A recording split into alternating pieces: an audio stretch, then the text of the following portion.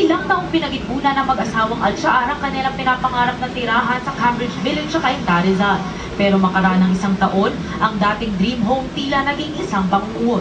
Matapos kasi makapagbayad ng 1.8 million pesos, hindi binigay ng developer ng Cambridge na Empire East Land Holdings ang transfer certificate of title tulad ng napagkasunduan.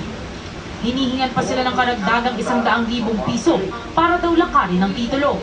Kaya nagpasya na silang magsumbong sa Housing and Land Use Regulatory Board o HLURB. Being surprised, they told us this Cambridge have no right to sell, no license to sell, no license to advertise.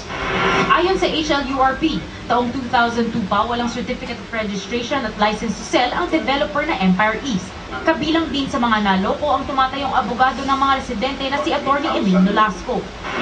They do not want to retrofit or do not want to adequately provide all the necessary amenities. They have to return back our money and we will leave this place.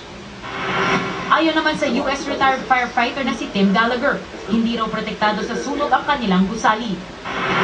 Then on my smoke detector, there's 2 wires just laying up there, not connected. And you can see straight across the hall to my neighbor's unit.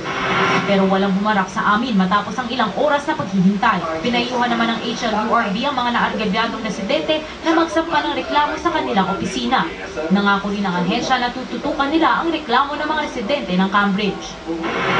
Yung bagay pong yan, kasalukuyang iniimbisigan na po ng HLURB. Andrea Bautista, News 5.